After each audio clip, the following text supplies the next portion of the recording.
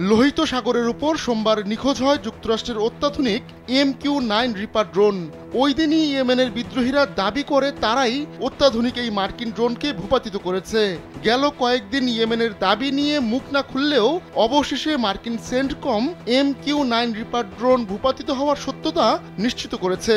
যদিও ইয়েমেনের বিদ্রোহীরাই এই ড্রোন ভূপাতিত করেছে কিনা তা জানায়নি সেন্টকম। নিজেদের দাবির সপক্ষে মঙ্গলবার একটি ভিডিও ফুটেজ প্রকাশ করে ইয়েমেনের বিদ্রোহীরা। সেখানে দেখা যায় একটি ড্রোন ভূপাতিত করেছে তারা। ইয়েমেনের বিদ্রোহীরা বলছে স্থানীয়ভাবে তৈরি করা স্থল থেকে আকাশে নিক্ষেপযোগ্য ক্ষেপণাস্ত্র দিয়ে MQ-9 রিপার ড্রোন ভূপাতিত করা হয়েছে। ইনসেক্ট রিপেলেন্ট মাস্টার ব্যাচ যুক্ত RFL ওয়ার্ড্রোব, কাপড় যত্নে রাখার নাম্বার 1 সলিউশন।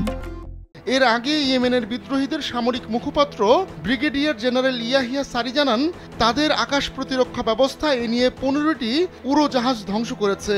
সংঘাত শুরুর পর থেকে এখন পর্যন্ত 12টি MQ-9 রিপার ড্রোন ভূপাতিত করেছে ইয়েমেনের বিদ্রোহীরা। রাডার ফাঁকি দিতে সক্ষম অত্যাধুনিক এই ড্রোনের প্রতিটির দাম $3 কোটি বা 364 কোটি 82 লাখ টাকার বেশি। এই ড্রোনগুলো সাধারণত গোয়েন্দা তথ্য সংগ্রহের জন্য ব্যবহার করে থাকে যুক্তরাষ্ট্র, কিন্তু নিখুঁত টার্গেটে আঘাত হানার সক্ষমতাও রয়েছে MQ-9 রিপার ড্রোনের।